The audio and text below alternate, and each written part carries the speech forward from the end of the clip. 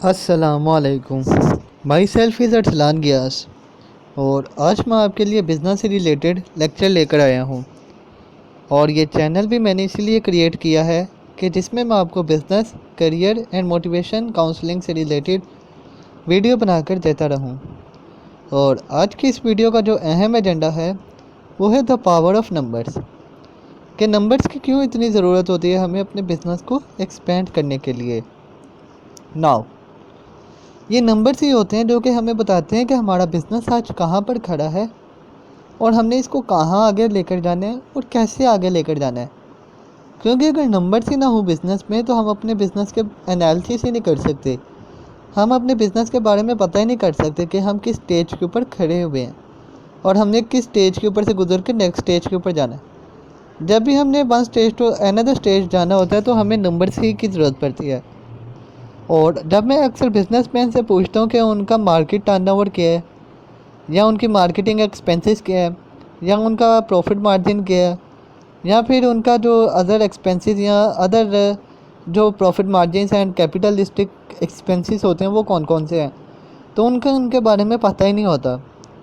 क्योंकि वो कहते हैं हमारा पुराना बिजनेस है, चल रहा है, बस अच्छी तरह चल रहा होगा, बस उनको ये कह देते हैं। और अक्सर अगर मैं बिज़नेसमैन से पूछूं तो उनका ये भी सवाल होता है कि हम ग्रोथ की तरफ नहीं जा रहे। और अगर मैं उनसे यही पूछूं कि आपके ये एक्सपेंसेस और रेवेन्यू रेट्स कौन कौन से चल रहे हैं, तो वो जवाब नहीं देते। वो कहते हैं हमें नहीं पता कि कितना चल रहा है, हमारा टर्नओवर कितना है या हमारा प्रॉफिट मार्जिन कितना है। तो जब तक हमें यही नहीं पता होगा कि हम कहाँ पर खड़े हैं तो फिर हम अपने बिज़नेस को कैसे एक्सपेंड कर सकते हैं। क्योंकि बिज़नेस को एक्सपेंड करने के लिए हमें पता होना चाहिए ना कि हम किस स्टेज के ऊपर खड़े हैं। तो इन्हीं चीज़ को एनालिसिस करते हुए मैंने 3 प्रोसेसेस डेवलप किए हैं जो कि हमारे बिज़नेस को डेवलप करने में हमारी मदद देंगे। वो 3 प्रोसेस के नाम है growth, keep process and third one is data business process, business spot process. Growth process, अब ग्रोथ प्रोसेस में इसकी मिसाल मैं आपको देता हूँ कि आप ग्रोथ करना चाहते हैं लेकिन आपको ये नहीं पता होता कि आपने ग्रोथ कहाँ करनी है, यानी कि कैसे करनी है। और क्योंकि आपको ये भी नहीं पता होता कि आप किस स्टेज के ऊपर खड़े हुए हैं। अब मैं आपको इसकी मिसाल देता हूँ। जैसे अब आप एक बच्चा है, उसको एडमिशन कराने गए हो किसी एकेडमी या ट्यूशन में, तो उसे कहते हो कि मैं अपने बेटे का जो है ना 95% रिज़ल्ट देखना चाहता हूँ। तो ठीक है, हम अब कैसे एनालिसिस करेंगे कि उस बच्चे का 95% रिज़ल्ट कैसे आएगा।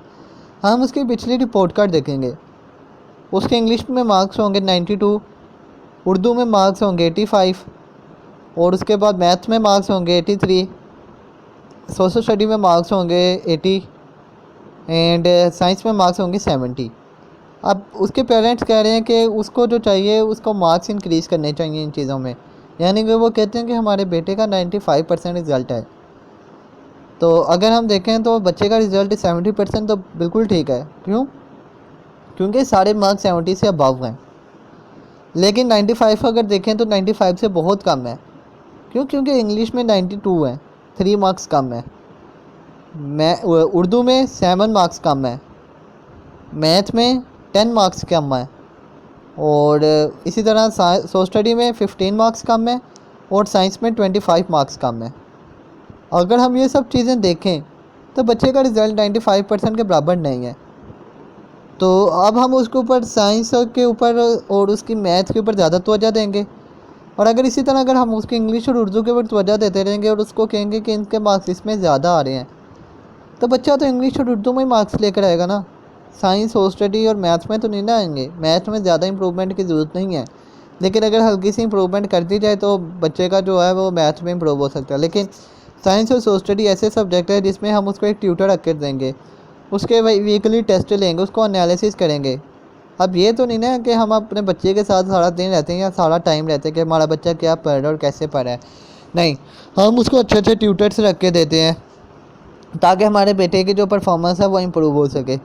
अब इसी तरह बिज़नेस है कि हम ग्रोथ के ऊपर जाना चाह रहे हैं लेकिन हमें पता नहीं होता कि हमारा बिज़नेस का चार्ट क्या है। यानी कि हमारा, जैसे कि मैंने आपको स्टार्टअप में कहा था कि हमें पता ही नहीं होता कि हमारे मार्केटिंग एक्सपेंसेस कितने हो रहे हैं, सेल कितनी हो रही है, हमारा प्रॉफिट मार्जिन कितने हैं, हमारी कस्टमर कितने आ रहे हैं, और हमारा MIS सिस्टम कैसे रन हो रहा है, हमारी प्रोडक्ट कितनी लॉन्च हो रही हैं, और हमारा न्यू प्रोडक्ट अगर मार्केट में लाना है तो किस तरह लाना है, न्यू कस्टमर अगर एक्वायर करना है तो कितने का आ रहे हैं, और ओल्ड कस्टमर को हम किस तरह की सर्विस प्रोवाइड करें, ये कुछ नहीं पता होता हमारे बिजनेसमैन को। यहाँ पर हमारे डिसीजन मेकिंग और सिस्टम वगैरह कैसे चल रहे हैं, तो इसके लिए हमें चाहिए कि डिफरेंट तरह के ना अपने रिपोर्ट कार्ड जैसे हमने बनाया था इसी तरह का हमें चार्ट बना लेना चाहिए, जो कि हमारे बिज़नेस को रन अप करने में हमारी मदद दे सके।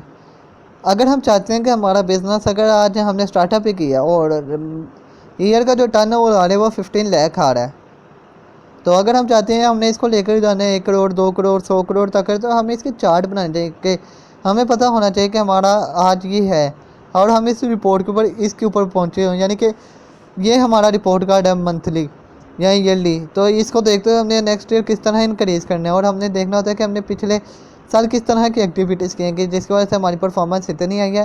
तो अगर हम उन एक्टिविटीज़ को देखते हुए हम आगे जाएँ, जैसे कि मैं आपको कहता होता हूँ कि अगर हम रिपोर्ट कार्ड बना लिया, मार्केटिंग अगर हमारी इंप्रूव नहीं है तो हम उसको इम्प्रूव कर सकते हैं। अगर हमारी सेल इंप्रूव नहीं है तो हम उसको इम्प्रूव कर सकते हैं। या मार्केटिंग ज़्यादा अच्छी है, सेल ज़्यादा अच्छी नहीं है, तो हम सेल के ऊपर तवज्जो दे सकते हैं, मार्केटिंग को थोड़ी सी तवज्जो दे सकते हैं। या मार्केटिंग और सेल अच्छी है तो हमारा जो है प्रोडक्शन यूनिट या प्रॉफिट मार्जिन वो कम है, तो उसके ऊपर हम ज़्यादा तवज्जो दे सकते हैं, और मार्केटिंग और सेल के ऊपर कम तवज्जो दे सकते हैं। इसी तरह हमें अपना भी चार्ट बना लेना चाहिए। नाउ बात करते हैं सेकंड स्टेप के ऊपर। अब सेकंड स्टेप जो होता है हमारे पास जो होता है वो होता है कि तो स्टार्ट हो गया हमारे पास, ठीक है। अब हमने जाना होता है कि प्रोसेस का जो दूसरा होता है वो होता है कीप कस्टमर प्रोसेस। ये होता है कि हमें अपने देखना चाहिए कि हम किस तरह के प्रोसेस में, यानी कि हमारा कस्टमर सपोर्ट कैसे हो रहा है। अब हम कहते हैं कि हमारा बिज़नेस पुराना चल रहा है और हम उसी पुराने कस्टमर के साथ लगे रहते हैं और उन्हीं को अच्छी अच्छी डिलीवरीज और अच्छे अच्छे प्रोडक्ट बना कर देते रहते हैं और उनको तरह तरह के कम्प्लीमेंट देते रहते हैं। ठीक है, ये बात आपकी ठीक है कि हमारा बिज़नेस पहले से ही बना हुआ है और हमारे एग्जिस्टिंग कस्टमर हैं, लेकिन हमने अपने बिज़नेस को एग्जिस्टिंग कस्टमर तक तो नहीं ना रखना, हमने इसको ग्रोथ के ऊपर भी तो लेकर आना है ना। तो उसके लिए हमें न्यू कस्टमर एक्वायर करने पड़ेंगे, और जब हमें न्यू कस्टमर एक्वायर करने पड़ेंगे तो उसके लिए हमें तरह तरह की स्ट्रेटजीज बनानी पड़ेंगी, तरह तरह के गोल्स बनाने पड़ेंगे, तरह तरह की प्लानिंग करनी पड़ेगी ताकि हमारा न्यू कस्टमर आए। और जितना जितना हमारे पास न्यू कस्टमर आता रहेगा उससे हमारे बिज़नेस की और सपोर्ट इंक्रीज़ होता रहेगा और हमारा बिज़नेस और ज़्यादा इंक्रीज़ होता रहेगा। अब रह गई बात बिज़नेस सपोर्ट की, प्रोसेस की। ये ऐसा प्रोसेस होता है कि अगर आप जिससे भी सपोर्ट करें ना तो इससे आपका बिज़नेस ग्रोथ करता है, लेकिन हमारे अक्सर बिजनेसमैन होते हैं वो इस प्रोसेस की तरफ ज़्यादा तवज्जो नहीं देते। ये प्रोसेस भी बच्चे के रिपोर्ट कार्ड की तरह है जो कि हमने डिस्कस किया था। जैसे कि मैंने आपको स्टार्टिंग में बताया था कि कुछ बिजनेसमैन ऐसे होते हैं कि जिनको पता होता है कि मैंने स्टार्ट कहाँ से करना है, यानी कि उनको पता ही नहीं होता कि मैंने स्टार्टअप कहाँ से करना है और मैंने जाना कहाँ है। ये तो वैसे ही मिसाल होगी जैसे घर से बाहर निकले और एक कार ड्राइवर को कह दिया कि हमने जाना है, लेकिन हमें यही नहीं पता होता कि हमने जाना कहाँ है। जब तक हम उसको एक डेस्टिनेशन नहीं बताएंगे तब तक वो हमें लेकर कहाँ जाएगा, कहीं भी नहीं लेकर जाएगा। इसलिए वो पहले आप अपनी डेस्टिनेशन सेलेक्ट करें कि हमने जाना कहाँ है, इस ईयर हमने जाना कहाँ है, और पिछले ईयर को एनालिसिस करें कि हमने पिछले ईयर का हमारा रिजल्ट क्या था। उस रिज़ल्ट को देखते हुए आप एक अलग चार्ट बनाएं कि हमने नेक्स्ट ईयर जाना कहाँ है, और अपने बिजनेस को उसी मुताबिक सपोर्टेड एनालिसिस करें। और एक स्पॉट एनालिसिस करने के लिए मैं आपको यही कह दूँ कि आप अपने बिज़नेस का स्पॉट एनालिसिस करिए कि आप देखें कि आपके बिज़नेस की स्ट्रेंथ कितनी है, आप अपने बिज़नेस के किस ऐसी खासियात हैं जिसकी वजह से आप अपना बिज़नेस को रन अप कर रहे हैं। उसकी वीकनेसेस देखें कि क्यों हमारा बिज़नेस यहाँ पर ही अटक गए है, और फिर ये देखें कि आप उस वीकनेसेस को कैसे इंप्रूव कर सकते हैं अपने बिज़नेस को स्टैंड अप करने के लिए। यानी फिर उसके साथ देखिए कि आप आपके बिज़नेस से आपको किस तरह की अपॉर्चुनिटीज़ मिल रही हैं और फ्यूचर में आपको इससे किस तरह की अपॉर्चुनिटीज़ मिल सकती है। और दूसरी तरफ आप देखें कि आपके बिज़नेस के आने वाले वक्त में, यानी कि फ्यूचर सर्कमस्टांसेस कौन से होने वाले हैं, फ्यूचर में आपको इससे किस तरह के थ्रेड मिल सकते हैं। क्या पता कि आज जो आपका प्रोडक्ट सबसे हाई लेवल पे है कल को वो ना हो, कल को कोई आपका कंपेटिटर आ जाए उसके जगह पर। तो आपको ये सब चीज़ें देखनी पड़ती हैं कि आपका बिज़नेस की स्ट्रेंथ क्या चल रही है। क्या पता जो आपके बिज़नेस की स्ट्रेंथ है वही कल को आपके थ्रेड बन जाए, या जो आपके बिज़नेस की वीकनेसेस हैं वो कल को आपकी स्ट्रेंथ बन जाए। जब तक आपको सही तरह से अपने बिज़नेस का स्पॉट एनालिसिस नहीं करना है तब तक आप अपने बिज़नेस को कैसे सपोर्ट कर सकते हैं। और ये एक स्पॉटी प्रोसेस था। ये एक छोटी सी वीडियो थी जिसमें मैंने आपको बताया कि कुछ लोग बिजनेसमैन ऐसे होते हैं कि उनके अपने बिज़नेस का पता ही नहीं होता कि हमारे बिज़नेस में कौन सी ग्रोथ चल रही है, यानी कि क्या टर्नओवर चल रहा है, क्या प्रॉफिट मार्जिन चल रहा है। और इनको ये भी नहीं पता होता कि हमारे बिज़नेस के रेवेन्यू कितना रह गया, कितने एक्सपेंसेस रह गए हैं। और हमारा कैश कितना फ्लो हो रहा है, क्रेडिट के ऊपर कितना काम हो रहा है, उनको नहीं पता होता। क्यों? क्योंकि वो ज़्यादा तवज्जो नहीं देते। वो कहते हैं हमने बंदे रख लिए, टीम्स बना ली। मैं जानता हूँ कि हमें ऑटो पायलट स्टेज के ऊपर जाने के लिए लेकिन टीम बना लेनी चाहिए, लेकिन इसके लिए ना हमें जो MIA सिस्टम होता है उसके ऊपर हमें पूरा कंट्रोल रखना चाहिए, खुद का कंट्रोल।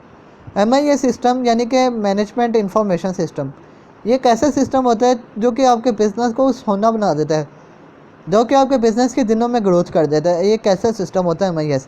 अगर आप इस सिस्टम के ऊपर कंट्रोल रख लेंगे तो आप अपने बिज़नेस को दिनों में ही ग्रूमिंग की तरफ ले आएंगे, दिनों में एक्सपेंशन की तरफ ले आएंगे। और यही वो सिस्टम होता है जिसमें आप तरह तरह की यूनिट बनाते हैं, मार्केटिंग का यूनिट, सेल का यूनिट, प्रोडक्शन का यूनिट, रेवेन्यू का यूनिट, प्रॉफिट मार्जिन का यूनिट और भी तरह तरह के यूनिट जो कि आपके बिज़नेस को एक्सपेंड करने में आपकी मदद देते हैं। इस तरह के आप डिफरेंट तरह के यूनिट बनाते हैं जो कि, और अगर आप इसके ऊपर अच्छे सा इम्प्रूवमेंट और अच्छा कंट्रोल रख लें ना, तो ये आपके बिज़नेस को एक्सपेंड करने में आपकी मदद दे सकते हैं। क्यों? क्योंकि मैंने आपको स्टार्टअप में यही कहा कि आपको पता ही नहीं होता कि आपने स्टार्ट कैसे करना है। जब आपको स्टार्ट के नहीं पता होगा तो आप जाएंगे कहाँ? जब चलें आपको पता भी चल जाता है जाना कहाँ है, लेकिन आपको प्रोसेस ही सीधा से इस तरह से बनाना आना चाहिए। इसलिए आप रिपोर्ट कार्ड की तरह देखें कि आप अपने ना नंबर्स देना शुरू कर दें। ठीक है, इस मंथ मेरी इतनी मार्केटिंग हुई है, इस मंथ मेरी इतनी सेल हुई है, यानी कि जो जो आपका सिस्टम मार्केट बिजनेस में चल रहा है ना, उसको थोड़े थोड़े नंबर करके देते रहें। 10 में से 20 में से जितना आप दे सकते हैं। फिर आप देखिए, अच्छा 10 में से 8 इसके हैं, 7 इसके हैं, 5 इसके हैं, 2 इसके हैं, 0 इसके हैं। अगर जिसके 0 हैं उसको इम्प्रूवमेंट करें, जिसके 8 हैं उसको कम इम्प्रूवमेंट करें, यानी कि जिसके 7 है उसको ज़रा एवरेज इंप्रूवमेंट करें। इस तरह आप इंप्रूवमेंट लिस्ट बना लें और उस मुताबिक आप अपने बिज़नेस को रखें। क्योंकि अगर हम अपने नंबर्स को देखेंगे ना, तो नंबर्स ही वो वैल्यूज़ होती हैं जो कि हमारे बिज़नेस को एक्सपेंड करने में हमारी मदद देते हैं। और जब तक हम अपने नंबर्स पे गिरफ्त नहीं ना पालेंगे, यानी कि जब तक हमें अपने बिज़नेस के बारे में, इन छोटे छोटे चीज़ों के बारे में जो कि मेन चीज़ें होती हैं, उनके नंबर्स और उनके डिजिट्स के बारे में नहीं पता होगा, तो हम अपने बिज़नेस को कभी एक्सपेंड नहीं कर सकते। और यही एक छोटा सा लेक्चर था related to the power of numbers, और इन नंबर्स के हमारे बिज़नेस में क्या वैल्यूज़ होती हैं।